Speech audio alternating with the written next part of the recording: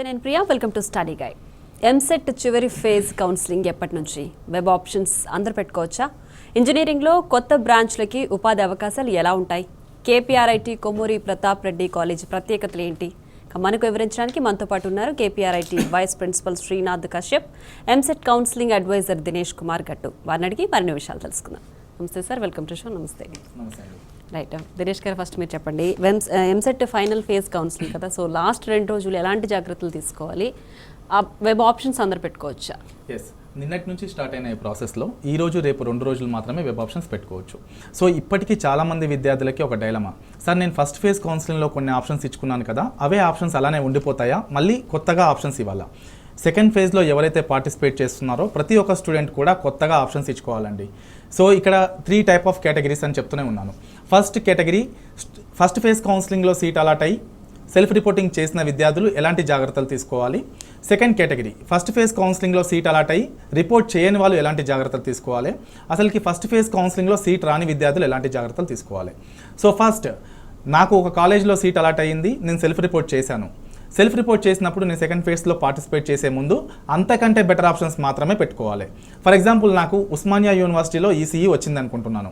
So నాకు అంతకంటే better option CSC కావాలనుకుంటున్నప్పుడు నేను ఓన్లీ ఒకటే ఆప్షన్ ఓయూలో సిఎస్సి మాత్రమే పెట్టుకొని వదిలేస్తాను.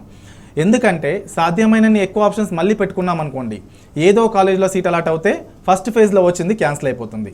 సో ఆప్షన్స్ పెట్టుకునే ముందు ప్రియారిటీ ఆర్డర్ ఆధారంగా మీకు ఫస్ట్ ఫేజ్ కౌన్సిలింగ్లో ఎక్కడ సీట్ అలాట్ అయిందో అంతకంటే బెటర్ మాత్రమే పెట్టుకోండి. నెంబర్ 2 కేటగిరీ, సీట్ అలాట్ అయ్యి కూడా రిపోర్ట్ చేయని విద్యార్థులు అండ్ సీట్ రాని విద్యార్థులు, వీళ్ళిద్దరూ కూడా సాధ్యమైనన్ని ఎక్కువ ఆప్షన్స్ పెట్టుకోవాలి. ఎందుకంటే మనకి ఫస్ట్ ఫేజ్లో వచ్చింది ఎలాగో మన చేతిలో లేదు కాబట్టి second phase is final phase. ఈ ఫేజ్లో కనుక మనకి ఎక్కడా కూడా సీట్ రాకపోతే కష్టం అవుతుంది, మళ్ళీ మనం మేనేజ్మెంట్ కోటాలో వెళ్లాల్సి వస్తుంది. సో సెకండ్ ఫేజ్లో రిపోర్ట్ చేయని వాళ్ళు అండ్ సీట్ రాని వాళ్ళు సాధ్యమైనన్ని ఎక్కువ ఆప్షన్స్ పెట్టుకోవాలి. సో మనకి ఇక్కడ చూసాము, ఈ సీట్ ఆప్షన్స్ పెట్టుకునే ముందు ఈ సంవత్సరం కొత్తగా ఏ కాలేజ్లో ఎంత ఇంటేక్ పెరిగింది, సెకండ్ ఫేజ్లో కూడా మనకి కొన్ని కాలేజెస్లో దాదాపు 4500 సీట్లు పెరిగాయి. సో వెబ్సైట్లో మనకి ఏ కాలేజ్లో ఏ బ్రాంచ్ పెరిగింది, ఎంత ఇంటేక్ పెరిగింది, ఎవ్రీ ఇన్ఫర్మేషన్ అందులో ఉంది. సో ఆప్షన్స్ పెట్టుకునే ముందు ఒకసారి జాగ్రత్తగా ఆప్షన్స్ చూడండి. అండ్ ఆప్షన్స్ అయిపోయిన తర్వాత కూడా మీరు పెట్టిన ఆప్షన్స్ అన్నీ కూడా కంపేర్ చేసుకోండి. ఫస్ట్ ఫేజ్లో నాకు వచ్చిన దానికంటే బెటర్గా ఉందా లేదా? ఇఫ్ ఒకవేళ ఎక్కడైనా నార్మల్ కాలేజ్ కనుక ఇన్సెట్ అవుతే ఆ కాలేజ్ని డిలీట్ చేయండి. సో సెకండ్ ఫేజ్లో వచ్చే సీటే ఫైనల్, సెకండ్ ఫేజ్లో ఏదైతే సీట్ వస్తుందో అందులో మాత్రమే మనం చదువుకోవాలి. అండ్ చాలామందికి ఉన్న డౌట్ ఫీజు విషయంలో. ఫర్ ఎగ్జాంపుల్, నాకు ఫస్ట్ ఫేజ్ కౌన్సిలింగ్లో ఒక కాలేజీలో సీట్ వచ్చింది, నేను ఆన్లైన్లో ఫీ పే చేశాను. ఇఫ్ ఒకవేళ నాకు సెకండ్ ఫేజ్ కౌన్సిలింగ్లో ఇంకో కాలేజ్లో సీట్ అలాట్ అయినప్పుడు ఏదైతే ఫీజు మనం ఫస్ట్ ఫేజ్లో కట్టామో ఇది ఆటోమేటిక్గా గవర్నమెంటే ఆ కాలేజ్కి ట్రాన్స్ఫర్ చేస్తుంది. ఇఫ్ ఒకవేళ ఎక్కువ ఫీజు కట్టేది ఉంటే ఆ ఎక్కువ అమౌంట్ ఎంత ఉందో అంత మాత్రమే మనం కట్టాలి. తక్కువ ఫీజు ఏదైతే ఉందో, ఏ పేమెంట్ గేట్వే ద్వారా అయితే మనం పే చేశామో, ఇఫ్ ఒకవేళ మనకి రిటర్న్ వచ్చే అవసరం ఉంటే ఆ అమౌంట్ అదే పేమెంట్ గేట్వేకి రివర్స్ అవుతుంది. సో ఆప్షన్స్ పెట్టుకునే ముందు ఈరోజు రేపు నైట్ 12 వరకు అవకాశం ఉంది.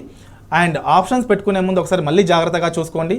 ప్రతి ఒక్క విద్యార్థి కూడా ఆప్షన్స్ పెట్టుకునే అవకాశం ఉంది కాబట్టి ఏ విద్యార్థి మనం ఇంతకుముందు చెప్పుకున్నట్టు ఆ కేటగిరీలో ఉన్న విద్యార్థులు ఆప్షన్స్ ఏ విధంగా పెట్టారు, ఆ కాలేజెస్ అన్ని కరెక్ట్గా ఉన్నాయా లేవా, వాటికి ఎలాంటి అక్రిడేషన్స్ ఉన్నాయి, ఎలాంటి ర్యాంకింగ్స్ ఉన్నాయి చూసుకొని ఆప్షన్స్ పెట్టుకోండి.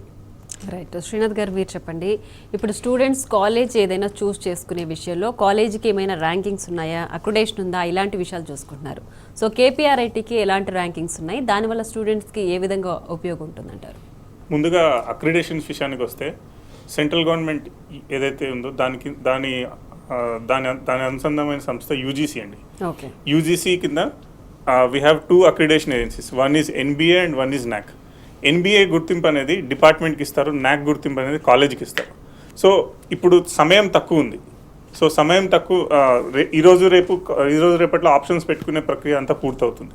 సో ఇంత తక్కువ సమయంలో ఒక కాలేజ్ చూస్ చేసుకోవడం అనేది, ఒక కాలేజ్ని విజిట్ చేసి దాని తర్వాత అక్కడ ఉన్న పరిస్థితులు తెలుసుకొని, అక్కడ ఫ్యాకల్టీ బాగున్నారా ఇవన్నీ తెలుసుకొని, ప్లేస్మెంట్స్ బాగున్నాయి, రిజల్ట్ బాగున్నాయి ఇవన్నీ తెలుసుకొని వాళ్ళు తర్వాత డెసిషన్ తీసుకొని ఆప్షన్స్ పెట్టుకోవడం అనేది ఇంపాసిబుల్ అండి. సో అందుకనే అక్రిడేషన్స్ ఉన్న కాలేజ్ని మనము ట్రస్ట్ చేసి ముందుకెళ్ళడం చాలా మంచి పద్ధతి.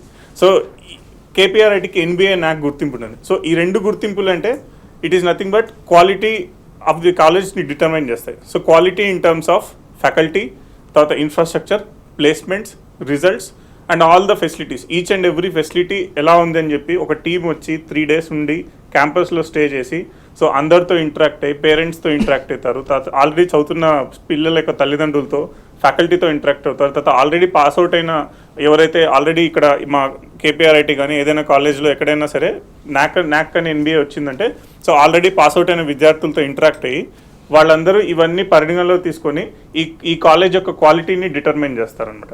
సో మన ర్యాంకింగ్స్ విషయానికి వస్తే we have times of India కానీ ద వీక్ అనే మ్యాగజైన్, సో ఇవన్నీ మామూలు పేపర్లు కాదండి. సో దే ఆర్ ఇంటర్నేషనల్ లెవెల్లో ఆర్ నేషనల్ లెవెల్లో మంచి reputed magazines and reputed news papers. So వీళ్ళు ర్యాంకింగ్ ఇచ్చారంటే అదొక స్టాండర్డ్ని క్వాలిటీని డిటర్మైన్ చేస్తుంది. సో కేపీఆర్ఐటీకి ఆల్ ఓవర్ ఇండియాలో 123rd ర్యాంక్ ఉంది అండ్ తెలంగాణలో అయితే 15th ర్యాంక్ ఉన్నది. సో నేను ఏదైతే తల్లిదండ్రులకు కానీ ఆర్ పిల్లలకు కానీ విద్యార్థులకు కానీ ఇచ్చే సలహా ఏంటంటే, సో ర్యాంకింగ్స్ అండ్ అక్రిడేషన్స్ ఉన్న కాలేజ్కి ఫస్ట్ ప్రియారిటీ అండి. కేపీఆర్ఐటీకి ఎన్బిఏ అండ్ నాక్ ర్యాంకింగ్ అండ్ అక్రిడేషన్ ఉందండి. రైట్, ఒక కాలర్ రెడీ ఉన్నారండి, కాల్ తీసుకుందాం. వరంగల్ నుంచి మహేశ్వరి గారు, నమస్తే అండి. నమస్తే మేడం. మీ డౌట్ ఏంటో చెప్పండి, మనకు కాలేజ్ నుంచి ప్రతినిధులు ఉన్నారు. Good evening sir. Good evening అండి. సార్ మా పాప జేఎన్టీయూ హైదరాబాద్ లో కెమికల్ ఇంజనీరింగ్ వచ్చింది సార్. అది కొంచెం బ్రాంచ్ మంచిదేనా లేదా అని కనుక్కుందామని కాల్ చేశాను సార్. ఎస్, జేఎన్టీయూ కూకట్పల్లి అనేది గవర్నమెంట్ యూనివర్సిటీ అండి. అక్కడ ఎలాంటి ప్రాబ్లం లేదు, ఫెసిలిటీస్ అన్నీ చాలా బాగుంటాయి. అయితే ఇక్కడ చాలామంది విద్యార్థులు తల్లిదండ్రులు చేసే మిస్టేక్ ఏంటంటే, సార్ నాకు ఒక మంచి క్యాంపస్లో బ్రాంచ్ వచ్చింది కదా, నేను జాయిన్ అయిపోవాలా? ఇది కాదండి ప్రాసెస్. ఫస్ట్ స్టూడెంట్కి ఆ కెమికల్ ఇంజనీరింగ్ మీద ఆసక్తి ఉందా లేదా? ఎందుకంటే ఈ 4 years క్యాంపస్ ప్లేస్మెంట్స్లో తను సెలెక్ట్ అవుతే as she eligible for software company. If ఒకవేళ 4 సంవత్సరాలలో క్యాంపస్ ప్లేస్మెంట్స్లో సెలెక్ట్ అవ్వకపోతే, వన్స్ మార్కెట్లోకి వచ్చిన తర్వాత కెమికల్ ఇంజనీరింగ్ చేశారు కాబట్టి మిగతా వాళ్ళతో మనం చాలా పోటీ పడాల్సి ఉంటుంది. సో తనకి నిజంగా ఆ బ్రాంచ్ మీద ఆసక్తి ఉందా? అండ్ ఒకవేళ క్యాంపస్ ప్లేస్మెంట్స్లో సాఫ్ట్వేర్ కంపెనీలో జాబ్ రాకపోయినా బయటకు వచ్చి కెమికల్ ఇండస్ట్రీలో జాబ్ చేయడానికి ఆసక్తి ఉందా? ఇవన్నీ చూసుకున్న తర్వాతనే కెమికల్లో జాయిన్ అయిపోండి. అండ్ జేఎన్టీయూలో కెమికల్ ఇంజనీరింగ్ వచ్చింది కాబట్టి తన ర్యాంక్ మంచిగానే ఉంటుంది. పాసిబుల్ అయితే సెకండ్ ఫేజ్ కౌన్సిలింగ్లో కొంచెం సాధ్యమైన ఎక్కువ మంచి ఆప్షన్స్ పెట్టుకోండి అండ్ ప్రతి ఆప్షన్ను కూడా కంపేర్ చేసుకోండి. ఇఫ్ ఒకవేళ నాకు సెకండ్ ఫేజ్లో ఈ కాలేజ్లో వస్తే జేఎన్టీయూలో కెమికల్ కంటే బెటర్ ఉందా లేదా అని కంపేర్ చేసుకుంటూ ఆప్షన్స్ పెట్టండి. ఎందుకంటే తన ఆసక్తి ఏంటో నాకు తెలియదు. ఇఫ్ ఒకవేళ తన ఇంట్రెస్ట్ కనుక కెమికల్ లేకపోతే మాత్రం ఆప్షన్స్ మార్చుకోండి. రైట్ దినేష్ గారు, అలాగే అంటే వెబ్ ఆప్షన్స్ పెట్టుకునే ముందు ఇప్పుడు వాళ్ళు అడిగినట్టు కోర్సుకి ఎక్కువ ప్రయారిటీ ఇవ్వాలంటారా, కాలేజ్కి ఇవ్వాలంటారా? ఎస్, ఇంతకుముందు తను అడిగిన క్వశ్చన్ ఆన్సర్ ఇది. సో చాలామంది విద్యార్థులకి ఏంటంటే పేరెంట్ ఏమంటున్నాడు, సార్ మంచి క్యాంపస్ కదా, మా అబ్బాయిని జాయిన్ చేసేస్తా. ఈరోజు మార్నింగ్ కూడా ఒక వ్యక్తి, మా అబ్బాయికి బిట్స్ పిలానీలో ఎంఎస్సీ మ్యాథ్స్ వస్తుంది పంపించాలా, ఎంఎస్సీ కెమిస్ట్రీ వస్తుంది పంపించాలా. సార్ మీరు ఎంఎస్సీ కెమిస్ట్రీ మ్యాథ్స్ తర్వాత విషయం, ఫస్ట్ స్టూడెంట్కి ఆ బ్రాంచ్ మీద ఎంతవరకు ఇంట్రెస్ట్ ఉంది. ఒక స్టూడెంట్కి ఆటోమొబైల్ ఇంజనీరింగ్ అంటే చాలా ఇంట్రెస్ట్ ఉంటుంది, కానీ పేరెంట్ ఆ క్యాంపస్లో ఆటోమొబైల్ వద్దు, ఈ క్యాంపస్కి వెళ్ళి ఎలక్ట్రికల్ అయినా చెయ్యి అంటాడు. సో ఫస్ట్ ఆ బ్రాంచ్ ఏదైనా పర్లేదండి, స్టూడెంట్కి ఆ బ్రాంచ్ మీద ఎంతవరకు ఇంట్రెస్ట్ ఉంది, తను ఎంతవరకు చదవగలుగుతా అంటున్నాడు. ఎందుకంటే ఈ 4 సంవత్సరాలు చదివేది మీరు కాదు, స్టూడెంటే. సో తనకి ఇంట్రెస్ట్ లేని బ్రాంచ్లో మీరు జాయిన్ చేస్తే తనే ఇబ్బంది పడేది. ఎందుకంటే ఈ 4 సంవత్సరాల కోర్సు లైఫ్ కోర్స్ మొత్తాన్ని మనకి భవిష్యత్ అంటే ఏందో నిరూపిస్తుంది ఇదే. సో దీని మీదనే డిపెండ్ అయి ఉంటుంది. సో ఫస్ట్ స్టూడెంట్ ఇంట్రెస్ట్ ఉందా లేదా చూడండి బ్రాంచ్ విషయంలో. అండ్ నిజంగానే మార్కెట్లో కంప్యూటర్ సైన్స్కి చాలా డిమాండ్ ఉంది. అలా అని చెప్పేసి అక్రిడేషన్స్ లేని నార్మల్ కాలేజ్కి పంపించారు కదా. సో ఇక్కడ కాలేజ్ కూడా ఇంపార్టెంట్. సో బ్రాంచ్ ఎంత ఇంపార్టెంటో కాలేజ్ అంతే ఇంపార్టెంట్. బట్ కొన్ని విషయాలలో ఒక పెద్ద కాలేజ్లో సిఎస్సి వచ్చే అవకాశం లేదు, ఎలక్ట్రానిక్స్ వచ్చే అవకాశం ఉంది. ఓకే, అలాంటి విషయాల్లో కాంప్రమైజ్ అవ్వచ్చు. కానీ ఎలక్ట్రానిక్స్ కూడా కాదు, మెకానికల్ సివిల్ వచ్చే అవకాశం ఉంది. ఒక్కసారి ఆలోచించండి. ఎందుకంటే స్టూడెంట్కి ఇంట్రెస్ట్ లేని బ్రాంచ్ ఎట్టి పరిస్థితుల్లో కూడా మంచి కాలేజ్ అయినా పంపించకండి. ఫస్ట్ స్టూడెంట్ ఇంట్రెస్ట్ ఏంది, సెకండ్ కాలేజ్ ఇంపార్టెంటా? ఎస్, కాలేజ్ కూడా ఇంపార్టెంటే. ఇంతకుముందు సార్ చెప్పాడు ఒక కాలేజీకి ఎన్బిఏ నాక్ అక్రిడేషన్ ఉంది. ఎస్, ఎన్బిఏ అంటే నేషనల్ బోర్డ్ ఆఫ్ అక్రిడేషన్, నాక్ అంటే నేషనల్ అక్రిడేషన్ అసెస్మెంట్ కౌన్సిల్. ఈ రెండు కూడా సెంట్రల్ గవర్నమెంట్కి సంబంధించిన సంస్థలు. ఒక కాలేజీలో ట్రైనింగ్ ప్లేస్మెంట్ ఏ విధంగా ఉంది, స్టూడెంట్ పాస్ పర్సెంటేజ్ ఏ విధంగా ఉంది, అక్కడ ఇన్ఫ్రాస్ట్రక్చర్ ఏ విధంగా ఉంది, ఇంక్లూడింగ్ హాస్టల్ ఫెసిలిటీస్ ఎవ్రీథింగ్. చెప్పాలంటే కాలేజీలో టైల్స్ మార్బుల్స్ ఏ విధంగా ఉన్నాయో కూడా చూస్తారు. అంత కీన్గా పరిశీలించి ఆ కాలేజ్కి అక్రిడేషన్స్ ఇస్తారు. ఒక కాలేజీకి NBA NAC అక్రిడేషన్ ఉంది అంటే మీరు నిర్మోహమాటంగా ఆ కాలేజ్ని ఆప్షన్గా పెట్టుకోవచ్చు.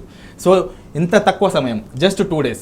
ఈ 2 daysలో ఒక కాలేజ్ మంచిదా కాదా తెలుసుకోవాలి అంటే ఆ కాలేజ్కి అక్రిడేషన్స్ ఉన్నాయా లేవా చూస్ చేసుకోండి. ఆ కాలేజ్కి కనుక అక్రిడేషన్స్ ఉంటే నిర్మోహమాటంగా దాన్ని ఆప్షన్గా పెట్టుకోండి. ఎందుకంటే ఒక అక్రిడేషన్ ఉన్న కాలేజ్లో జాయిన్ అయినప్పుడే మీకు అన్ని రకాలమైన ఫెసిలిటీస్ మీకు వస్తాయి. ప్లేస్మెంట్స్ విషయంలో కానీ, ఫ్యాకల్టీ విషయంలో కానీ, పాస్ పర్సెంటేజ్ విషయంలో కానీ మంచిగా ఉంటుంది. కాబట్టి NBA NAC అక్రిడేషన్ ఉన్న కాలేజ్ని మీరు ఆప్షన్స్గా పెట్టుకోండి. ఒక కాలర్ ఉన్నారండి, కాల్ తీసుకుందాం. వరంగల్ నుంచి రవితేజ గారు, నమస్తే అండి. నమస్తే మేడం. చెప్పండి, మీ డౌట్ ఏంటో అడగండి.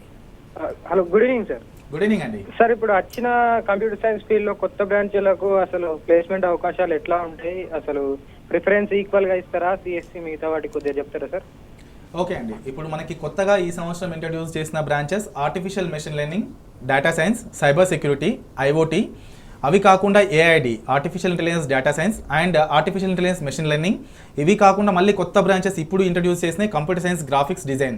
సో మనకి దాదాపు 49 ఇంజనీరింగ్ బ్రాంచెస్ ఉన్నాయి. అందులో కంప్యూటర్ సైన్స్ రిలేటెడ్ దగ్గర మనకి 15 నుంచి 20 బ్రాంచెస్ ఉన్నాయి, ఇంక్లూడింగ్ IT, CSIT ఇవన్నీ కలిపి. ఏ బ్రాంచ్ అయినా కూడా కంప్యూటర్ సైన్స్ డిపార్ట్మెంట్ కిందకే వస్తుందండి. దీనికి ఉన్న అవకాశాలు దానికి ఉంటాయి.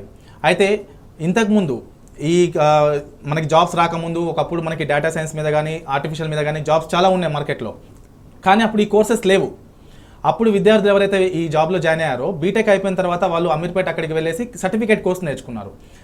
And as per NASSCOM survey ప్రకారము 2030 వరకు ఈ ఫీల్డ్స్లో చాలా ఉపాధి అవకాశాలు ఉన్నాయి కదా. సో ఈ బ్రాంచ్ని ఇంట్రడ్యూస్ చేస్తే అప్పటి వరకు చాలామందికి ఉద్యోగాలు ఇప్పించడానికి రెడీగా ఉంటాయని చెప్పేసి ఈ కోర్సెస్ని ఇంట్రడ్యూస్ చేశారు. అండ్ బీటెక్కి మీరు ఏదైతే సబ్జెక్ట్స్ చదువుతున్నారో CSCలో అవే సబ్జెక్ట్స్ ఇక్కడ చదువుతారు. అండ్ థర్డ్ ఇయర్కి వచ్చేసరికి యాడ్ ఆన్గా ఇంకొంచెం ఎక్స్ట్రా అంటే ప్రోగ్రామింగ్ లాంగ్వేజ్ విషయంలో కానీ, లేకపోతే మనకి కంప్యూటర్ సైన్స్కి రిలేటెడ్ బియాండ్ ఇంకేమైతే కోర్సెస్ ఉన్నాయో అవన్నీ నేర్చుకుంటారు. కాబట్టి నో వరీస్ అండి. బట్ ఎలాంటి కాలేజెస్లో ఆ బ్రాంచ్ని ఆప్ చేసుకుంటున్నారు, ఆ కాలేజీకి అక్రిడేషన్స్ ఏమున్నాయి, ఆ కాలేజీలో ఈ కొత్త బ్రాంచెస్కి ఫ్యాకల్టీ ఏ విధంగా ఉన్నారు, అవన్నీ చూస్ చేసుకున్న తర్వాత తెలుసుకున్న తర్వాతనే ఆప్షన్గా పెట్టుకోండి. రైట్, కశ్యప్ గారు. అయితే KPRIT కాలేజ్లో ఎలాంటి ప్రత్యేకతలు ఉన్నాయి అంటే ఇంజనీరింగ్ జాయిన్ అవ్వాలంటే fee structure is very important. Hostel fee కావచ్చు, కాలేజ్ ఫీజు కావచ్చు, వివరాలు తెలియజేయండి. సో KPRIT కాలేజ్కి విషయానికి వస్తే madam, so it's 22 acre green campus అండి. ఆహ్లాదకరమైన వాతావరణం ఉంటుంది. విత్ మనం ఫెసిలిటీస్ విషయానికి కానీ ఆర్ ప్రత్యేకతలకు వస్తే we can divide into 3 categories. One is academics విషయానికి వస్తే so faculty are most important. Well experienced, highly qualified faculties. వాళ్ళు IITsలో, NITలో లేదంటే MS అబ్రాడ్లో చేసి ఇక్కడ వచ్చి మా దగ్గర వర్క్ చేస్తున్నారు. సో వాళ్ళే క్లాసెస్ అనేవి తీసుకుంటారు, ల్యాబ్స్ అనేవి వాళ్ళకి ప్రాక్టికల్స్ అన్నీ కండక్ట్ చేస్తారు. సో నెక్స్ట్ క్లాస్ రూమ్స్ అన్ని డిజిటల్ క్లాస్ రూమ్స్ అండి. ల్యాబొరేటరీ ఎక్విప్మెంట్ కానీ, తర్వాత అక్కడ ఉన్న ఫెసిలిటీస్ కానీ అన్ని JNTU అండ్ AICT నామ్స్ ప్రకారం ఉంటాయి. సో ఒక విద్యార్థి సపోజ్ ఏదైనా జర్నల్ కానీ, ఏదైనా ఇంటర్నేషనల్ మ్యాగజైన్ కానీ యాక్సెస్ చేసుకోవాలంటే డిజిటల్ లైబ్రరీ ఫెసిలిటీ ఉంటుంది. అండ్ లైబ్రరీలో కూడా అన్ని బుక్స్ ఏవైనా సరే, ఏ రెఫరెన్స్ బుక్ కానీ, ఏ టెక్స్ట్ బుక్ కానీ అన్నీ ఈజీగా యాక్సెస్ చేసుకోవచ్చు. ముఖ్యంగా తల్లిదండ్రులు చూసుకోవాల్సింది వాళ్ళ స్టూడెంట్ సపోజ్ కాలేజ్కి వచ్చాడా లేదా, లేదంటే అక్కడ ఎగ్జామ్స్ ఎలా రాస్తున్నాడు, ఎగ్జామినేషన్ మార్క్స్ కానీ, రిజల్ట్ కానీ, సో ఇవన్నీ ఆన్లైన్ యాక్సెస్ ఉంటుందండి. సో దీని ద్వారా ఏంటంటే ప్రపంచంలో ఏ మూల నుంచి అయినా సరే తల్లిదండ్రులు మా పోర్టల్ని యాక్సెస్ చేసుకొని ఆ విద్యార్థి యొక్క డెవలప్మెంట్ అనేది తెలుసుకోవచ్చు అనమాట. Next when it comes to infrastructure, it's 22 acre green campus నేను చెప్పినట్టు. సో స్పోర్ట్స్ ఫెసిలిటీస్ ఉంటాయి, ఇన్ క్యాంపస్ హాస్టల్ ఫెసిలిటీ ఉంటుంది, ట్రాన్స్పోర్టేషన్ ఉంటుంది.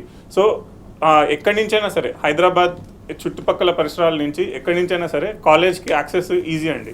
సో మా కాలేజ్ బస్సెస్ అవైలబుల్ ఉంటాయి కాబట్టి ఏ సిటీలో ఏ మూల నుంచి అయినా సరే మా కాలేజ్ బస్ ఫెసిలిటీ యూజ్ చేసుకొని కాలేజ్కి రీచ్ అవ్వచ్చు. అండ్ మోర్ ఓవర్ మన ఆర్టీసీ ఏదైతే ఉందో టీఎస్ఆర్టీసీ బస్ ఫెసిలిటీ కూడా ఉంది. సో కరెక్ట్ క్యాంపస్ గేట్ దగ్గరే ఆ బస్ స్టాప్ అనేది ఉందండి. నెక్స్ట్ ఇన్ క్యాంపస్ హాస్టల్ ఉండడం వల్ల ఏంటంటే పిల్లలు కానీ, తల్లిదండ్రులు కానీ సేఫ్ అండ్ సెక్యూర్గా ఉండొచ్చు. And more over hygienic food ఉంటుంది క్యాంటీన్లో. So and academics block access అనేది ఈజీగా ఉంటుంది కాబట్టి సో వాళ్ళు ఏ క్లాస్ మిస్ అవ్వడం కానీ ఇలాంటివి ఏవి జరగవు. అండ్ సేఫ్టీగా, సెక్యూర్డ్గా ఉంటారనమాట. సో బయట ఇప్పుడు సపోజ్ ఈ బయట హాస్టల్లో ఉండి కాలేజ్కి రావడానికి ఇబ్బంది పడడం కానీ, ట్రాన్స్పోర్టేషన్ గురించి కానీ, సో ఇలాంటివన్నీ లేకుండా ఇన్ క్యాంపస్ హాస్టల్ ఫెసిలిటీ తీసుకోవచ్చు. ఒకవేళ బయట నుంచి రావాలనుకున్న వాళ్ళు కాలేజ్ బస్ తీసుకోవడం వల్ల ఏంటంటే ఎటువంటి ఇబ్బంది లేకుండా ప్రశాంతంగా చదువుకునే వాతావరణం ఉంటుంది. అండ్ మోర్ ఓవర్ హాస్టల్లో ఉండడం వల్ల ఏంటంటే సో లైక్ మైండెడ్ స్టూడెంట్స్ ఉంటారు, వాళ్ళ క్లాస్మేట్స్ కానీ వాళ్ళ పక్క బ్రాంచ్ పిల్లలు కానీ ఉంటారు. సో ఈ లైక్ మైండెడ్ పిల్లలు ఉండడం వల్ల సో నాలెడ్జ్ షేరింగ్ అనేది జరుగుతుంది. ప్లస్ అన్నిటికీ వాళ్ళకి తోడుగా ఉండి ఇబ్బంది లేకుండా ఒకళ్ళొకళ్ళు హెల్ప్ చేసుకునేందుకు కూడా అవకాశాలు ఉంటాయి అన్నమాట. అండ్ మోరోవర్ స్పోర్ట్స్ ఫెసిలిటీ అండి. సో అన్ని basketball, table tennis, next indoor games, outdoor games, cricket, volleyball. So అదే ఫుట్బాల్ స్టేడియం ఉందండి మా దగ్గర, ఫుట్బాల్ కోర్ట్ ఉంది. So one and only one campus in entire Telangana with gym facility. So hygiene పరంగా కూడా క్యాంటీన్లో అన్నీ అవైలబుల్ ఉంటాయి. అండ్ హెల్త్ పరంగా కూడా వాళ్ళకి వ్యాయామం కానీ యోగా కానీ ఇవన్నీ చేసుకునేందుకు ఫెసిలిటీస్ ఉంటాయి. చదువుకునే ఫెసిలిటీ ఉంటుంది, ఆ టీచర్లు అందరూ యాక్సెస్లో ఉంటారు. And more over mentoring system అనేది ఉన్నట్టు. సో ఇందులో ఏంటంటే ఒక ఫ్యాకల్టీకి 10 స్టూడెంట్స్ అసైన్ చేస్తాం. సో దీని ద్వారా ఏంటంటే starting from first year onwards ఆ అబ్బాయి బీటెక్ కంప్లీట్ చేసేంత వరకు ఆ అబ్బాయి యొక్క personal and professional growth, guidance and suggestions అనేవి, డే టు డే యాక్టివిటీస్ అనేవి ఒక మెంటర్ అనే అతని దగ్గరికి వెళ్ళి సో వీళ్ళు అన్ని రకాలుగా కూడా గైడ్ చేస్తూ ఉంటారు. ఈ మెంటర్ అనే ఫ్యాకల్టీ ఈ స్టూడెంట్ యొక్క గ్రోత్ని అంతా మానిటర్ చేసుకుంటూ వాళ్ళకి టైం టు టైం సజెషన్స్ కానీ టైం టు టైం వాళ్ళ డెవలప్మెంట్ కానీ ఇలా చేసుకుంటే బాగుంటుందని చెప్తారు. నెక్స్ట్ ఎంఓయూస్ ఉన్నాయండి. ఐఐటి బాంబే స్పోకెన్ ట్యూటోరియల్తో ఎంఓయూ ఉంది, తర్వాత యూనివర్సిటీ ఆఫ్ సెంట్రల్ ముస్సరీతో ఎంఓయూ ఉంది. సో అండ్ మోర్ ఓవర్ 60+ కంపెనీస్తో ఎంఓయూస్ ఉన్నాయి. దీని ద్వారా ఏంటంటే వీళ్ళు ఏదైతే ఫైనల్ ఇయర్ ప్రాజెక్ట్ వర్క్ చేయాలో ఆ ప్రాజెక్ట్ వర్క్ అనేది they can do in that companies as an internship starting from 4-1 onwards అనమాట. నెక్స్ట్ రిజల్ట్ ఓరియంటెడ్గా ఉంటుందండి. సో కంపల్సరీ ఆ అబ్బాయి జేఎన్టీయూ సంబంధిత సెమిస్టర్ ఎగ్జామ్స్లో కానీ మిడ్ ఎగ్జామ్స్లో కానీ సో ఎలా చదువుకోవాలి, ఎలా చేయాలని చెప్పి టీచర్స్ కానీ అక్కడ ఉన్న ప్రొఫెసర్స్ కానీ అందరూ టైం టు టైం గైడెన్స్ ఇస్తూ ఉంటారు. Next placements. ఒక విద్యార్థి కాలేజ్లో ఆర్ ఇంజనీరింగ్ జాయిన్ అవుతున్నా అంటే ఒక విద్యార్థి కానీ తల్లిదండ్రులు కానీ వాళ్ళ వ్యూ ఏంటంటే నా కొడుకు కానీ నా కూతురు కానీ వాళ్ళు ఐబీఎంలో జాబ్ తెచ్చుకోవాలి, లేదంటే ఇన్ఫోసిస్లో పనిచేయాలి, లేదంటే క్యాప్జెమినీలో పనిచేయాలి. సో ఇలాంటి ఆశయంతో వస్తారు. దీనికోసం మేము ప్రత్యేకంగా ఏం చేస్తామంటే సీడ్ అనే ప్రోగ్రామ్ స్టార్ట్ చేస్తాం. దీంట్లో ఏంటంటే అన్ని రకాలుగా అబ్బాయిని ట్రైన్ చేసి మేము ఇండస్ట్రీ రెడీ ప్రొఫెషనల్గా సర్టిఫికేషన్ కోర్సెస్ కూడా ఫ్రీ ఆఫ్ కాస్ట్ కోర్సెరా ద్వారా చేయించి వాళ్ళని ఇండస్ట్రీ రెడీ ప్రొఫెషనల్గా తీర్చిదిద్దామంట. ఇవన్నీ కేపీఆర్ఐటి కాలేజ్ ప్రత్యేకతలు. సో కాలేజ్ విజిట్ చేసి అక్కడ ఉన్న ఫ్యాకల్టీస్తో ఇంటరాక్ట్ అయ్యి అక్కడ ఉన్న అడ్మిషన్ ఆఫీస్లకు వచ్చి కలిస్తే సో అక్కడ ఉన్న ల్యాబ్స్ చూడొచ్చు, అక్కడ ఉన్న అన్ని ఫెసిలిటీస్ వచ్చి చూసి దెన్ దే కెన్ డిసైడ్ అండి. రైట్ దినేష్ గారు, అయితే సెకండ్ ఫేజ్ కౌన్సిలింగ్ తర్వాత ప్రాసెస్ ఏ విధంగా ఉంటుంది, అలాగే క్లాస్ ఎప్పుడు స్టార్ట్ అవుతాయి అంటారు? సో సెకండ్ ఫేజ్ కౌన్సిలింగ్ మనకి ఈ మంత్ 18th వరకు వాళ్ళకి సీట్ అలాట్మెంట్ అయిపోతుంది, కంప్లీట్ ప్రాసెస్ అయిపోతుంది. దీని తర్వాత కాలేజ్కి వెళ్ళే విద్యార్థులు ఎవరైతే ఉన్నారో ఆన్లైన్లో ఫీ పేమెంట్ చేసేసి సెల్ఫ్ రిపోర్ట్ చేసేసి కాలేజ్లో జాయిన్ అయిపోవాలి. అయితే ఈ సంవత్సరం కొత్తగా మనకి స్పెషల్ రౌండ్ కౌన్సిలింగ్ కూడా ఇంట్రడ్యూస్ చేశారు. స్పెషల్ రౌండ్ కౌన్సిలింగ్లో ఎవరైనా పార్టిసిపేట్ చేయొచ్చు అక్కడ కూడా. అయితే ఎవరైతే స్టూడెంట్ సెకండ్ ఫేజ్ కౌన్సిలింగ్లో స్పెషల్ రౌండ్ కౌన్సిలింగ్లో పార్టిసిపేట్ చేయాలనుకుంటున్నాడో ఫస్ట్ స్టూడెంట్ ఆన్లైన్లో సెల్ఫ్ రిపోర్ట్ చేయాలి. అంటే ఆన్లైన్లో సెల్ఫ్ రిపోర్ట్ చేయాలంటే సెకండ్ ఫేజ్ కౌన్సిలింగ్లో ఏ కాలేజ్లో సీట్ వచ్చిందో ఆ కాలేజ్కి సంబంధించిన పూర్తి డబ్బులు ఆన్లైన్లో పే చేసి సెల్ఫ్ రిపోర్ట్ చేసి స్పెషల్ రౌండ్కి వెళ్ళిపోవచ్చు. అండ్ అలా కాకుండా స్పెషల్ రౌండ్కి వెళ్ళాలి అనే టైంలో కాషన్ డిపాజిట్ కూడా పెట్టారు ఈ సంవత్సరం కొత్తగా. SC/ST స్టూడెంట్స్కి 5,000, OC/BC స్టూడెంట్స్కి 10,000 రూపీస్. ఈ అమౌంట్ ఆన్లైన్లో కాషన్ డిపాజిట్ పే చేసి సెకండ్ ఫేజ్ కౌన్సిలింగ్కి వెళ్ళాలి. ఒకవేళ నేను డబ్బులు కట్టను అనుకుంటే సర్టిఫికేట్స్ కాలేజ్లో సబ్మిట్ చేసి వెళ్ళాలి. సో స్పెషల్ రౌండ్ కౌన్సిలింగ్ కూడా అవైలబుల్ ఈ సంవత్సరం కొత్తగా అవకాశం ఉంది. ఫస్ట్ మనం second phase is final phase. ఎందుకంటే స్పెషల్ రౌండ్ కౌన్సిలింగ్లో అడ్మిషన్స్ మిగలవా మనకు తెలియదు. స్పెషల్ రౌండ్ కౌన్సిలింగ్ దాకా వెయిట్ చేయకండి. సెకండ్ ఫేజ్ కౌన్సిలింగ్లోనే సాధ్యమైన మంచి ఆప్షన్స్, ఎక్కువ ఆప్షన్స్ పెట్టుకోండి. సో ఎలాగో 4,500 సీట్లు కూడా పెరిగాయి కాబట్టి ఒకవేళ మీకు ఫస్ట్ ఫేజ్ కౌన్సిలింగ్లో సీట్ రాకపోతే సెకండ్ ఫేజ్ కౌన్సిలింగ్లో వచ్చే అవకాశం కూడా ఉంది. ఒకవేళ సెకండ్ ఫేజ్ కౌన్సిలింగ్లో ఇంకా బెటర్ అవకాశాలు కూడా ఉన్నాయి కాబట్టి second phase is final phase. And తరగతులు కూడా మనకి ఈ నెల 25 తర్వాత స్టార్ట్ అయ్యే అవకాశం కూడా ఉంది. రైట్. అలాగే ఇంజనీరింగ్ స్టూడెంట్స్కి త్వరలో క్లాసెస్ స్టార్ట్ అవుతున్నాయని చెప్తున్నారు కాబట్టి అడ్వైజర్గా మీరు స్టూడెంట్స్కి ఎలాంటి సలహాలు ఇస్తారంటారు? సో చాలామంది విద్యార్థులు ఇంజనీరింగ్ జాయిన్ అవుతున్నారు. ఇంజనీరింగ్ జాయిన్ అయ్యే ముందు అసలుకి వాళ్ళు ఎందుకు జాయిన్ అవుతున్నారు? ఒకటి, వాళ్ళ ఇంటి పక్కన వాళ్ళు జాయిన్ అయ్యారు, మంచి జాబ్ వచ్చింది, మంచి శాలరీ వచ్చింది. సో ఫస్ట్ థింగ్ మీరు ఎవరు ఐడెంటిఫై చేయండి, ఆ రోల్ మోడల్ ఎవరు. ఆ రోల్ మోడల్ని ఐడెంటిఫై చేసిన తర్వాత మీరు నిజంగా ఆ ఎయిమ్ని, గోల్ని రీచ్ అవ్వడానికి ఏం పని చేస్తున్నారు, ఎలాంటి కెరీర్ ప్లాన్ చేసుకుంటున్నారు. సో జాయిన్ అవ్వడం చాలా ఈజీ, డబ్బులు కట్టడం, అడ్మిషన్ తీసుకోవడం, దట్స్ ఓకే. కానీ నా పక్కింటి అతను జాయిన్ అయ్యాడు, తనకు అంత శాలరీ వస్తుంది, ఎస్ మీకు కూడా వస్తుంది. కానీ మీ కెరీర్ ప్లాన్ తనలాగానే మార్చుకున్నారా? ఎందుకంటే రోల్ మోడల్ని పెట్టుకోవడం ఇంపార్టెంట్, కెరీర్ ప్లాన్ అనేది 4 years మెయింటైన్ చేసుకుంటూ వెళ్ళడం కూడా ఇంపార్టెంట్. నెక్స్ట్ డోంట్ బంక్ అండి. స్టూడెంట్స్ అందరూ కూడా ఇంజనీరింగ్ జాయిన్ అయిన తర్వాత చాలా క్లాసెస్ బంక్ కొడుతుంటారు. సో ఒక్క క్లాస్ బంక్ కొట్టినా కూడా మీకు నెక్స్ట్ క్లాస్ ఇంటర్ కనెక్షన్ ఉంటుంది కాబట్టి అర్థం అవ్వడం చాలా కష్టం. సో మ్యాక్సిమం పాసిబుల్ అయ్యేంత వరకు 75 to 80% అటెండెన్స్ మెయింటైన్ చేయడానికి ట్రై చేయండి. ఎందుకంటే 75 to 80% అటెండెన్స్ మెయింటైన్ చేసినప్పుడు ఆటోమేటిక్గా మీకు సబ్జెక్ట్ నాలెడ్జ్ ఇంప్రూవ్ అవుతుంది. రేపు మిమ్మల్ని కంపెనీస్ ఇంటర్వ్యూ ఏ క్వశ్చన్ అడిగినా కూడా మీరు ఈజీగా ఆన్సర్ చేయొచ్చు. ఎట్టి పరిస్థితుల్లో కూడా బంక్ కొట్టడానికి ట్రై చేయకండి. ఎందుకంటే హార్డ్లీ 365 రోజులలో మనకి 220-230 రోజులు క్లాస్ వర్క్ అవుతే 200 days అనుకుందాము. మనం కట్టేది లక్షల రూపాయలు, అంటే ఒక్కొక్క క్లాస్ దగ్గర 500 నుంచి 1000 రూపాయలు అవుతుంది ఒక డే. సో ఇన్ని డబ్బులు వేస్ట్ చేసి సబ్జెక్ట్ నాలెడ్జ్ పోతుంది, మనీ పోతుంది. రేపు పొద్దున్న ఇంటర్వ్యూలో అదే క్వశ్చన్ అడిగితే మీకు ఆన్సర్ రాదు, ఎగ్జామ్లో అదే క్వశ్చన్ అడిగినా కూడా రాయలేరు. సో ఫస్ట్ థింగ్, ఎట్టి పరిస్థితుల్లో కూడా బంక్ కొట్టడానికి ట్రై చేయకండి. And networking. సో ఈ మధ్యకాలంలో సోషల్ మీడియా చాలా యాక్టివ్ అయిపోయిన టైంలో చాలామంది నెట్వర్కింగ్ అనగానే ఫేస్బుక్లో నేను యాక్టివ్గానే ఉంటా సార్ అంటారు. ఎస్, ఫేస్బుక్ కాదండి. మీకు జాబ్స్ రావాలి, మంచి కంపెనీస్లో రావాలి అండ్ చాలా నెట్వర్కింగ్ పెంచుకుంటూ వెళ్ళాలి అంటే they are so many networking sites, LinkedIn లాంటి సైట్స్ ఉన్నాయి. సో ఫస్ట్ ఇయర్ నుంచే మీరు ఆ సైట్స్లో యాక్టివ్గా ఉండడానికి ట్రై చేయండి. అంటే అక్కడ యాక్టివ్గా ఉండడం పోవడమే మనకి అక్కడ ఏం జరుగుతుంది అండ్ ఆ నెట్వర్కింగ్ సైట్స్లో ఎలా ఎంటర్ అవ్వాలి, ఎలా రిజిస్టర్ అవ్వాలి, ఎలా కనెక్షన్స్ ఇంప్రూవ్ చేసుకోవాలి మనకు తెలియదు. సో ఫస్ట్ ఇయర్ నుంచే మనం స్టార్ట్ చేసుకుంటూ వెళ్తే 4th yearకి వచ్చేసరికి మనం అందులో ఎక్స్పర్ట్స్ అవుతాం. సో ఎలాంటి సైట్స్ ఉన్నాయి నెట్వర్కింగ్ సైట్స్, జాబ్ సైట్స్ ఏమున్నాయి, మాన్స్టర్ నౌకరీ లాంటి సైట్స్ ఏమున్నాయి, కోర్సెరా లాంటి వెబ్సైట్స్ ఏమున్నాయి. సో సోషల్ మీడియా నెట్వర్కింగ్ గురించి బాగా అవగాహన పెంచుకొని అక్కడ యాక్టివ్గా ఉండడం చేయాలి. నెక్స్ట్, ఎక్స్ట్రా కరిక్యులర్ యాక్టివిటీస్లో కూడా బాగా పార్టిసిపేట్ చేయాలి. ఎక్స్ట్రా కరిక్యులర్ యాక్టివిటీస్ అంటే సార్ నేను డ్యాన్స్ బాగా చేస్తాను, డ్యాన్స్ కాదు, టెక్ ఫెస్ట్లు చాలా అవుతుంటాయి ఇంజనీరింగ్ కాలేజెస్లో.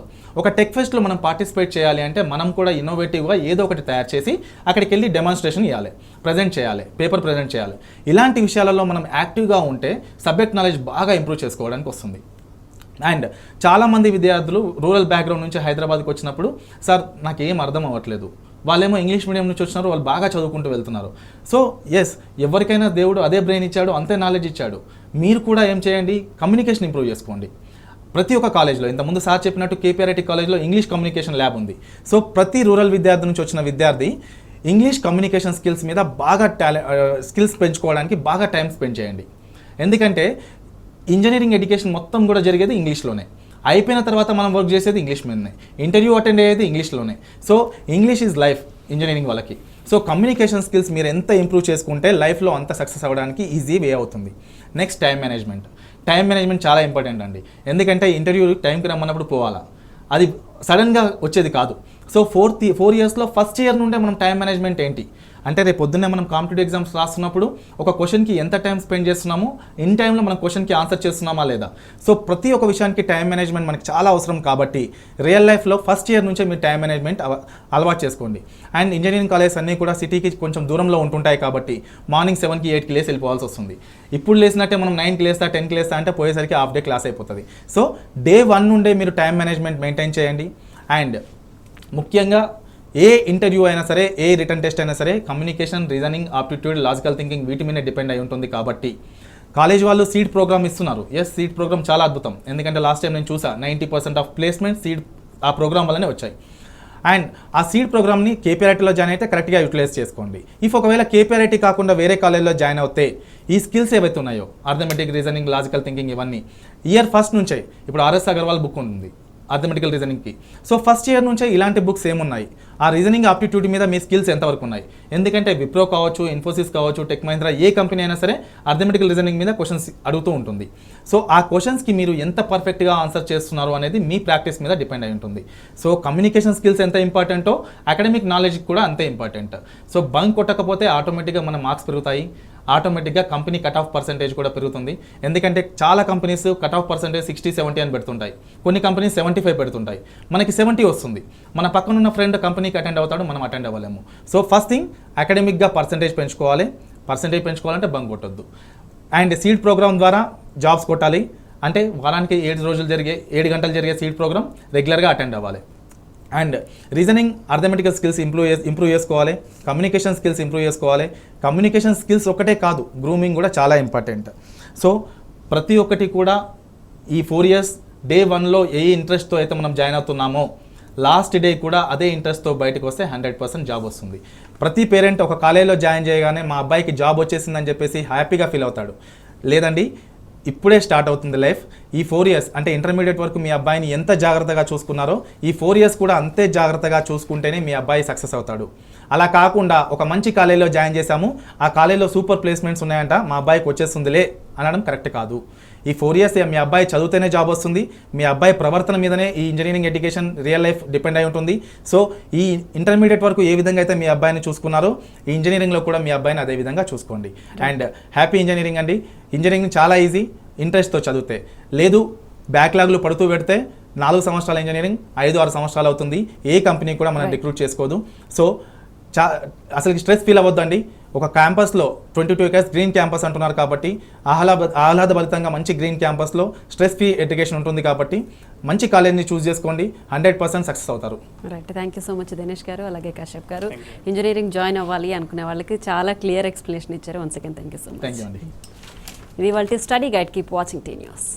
Study Guide.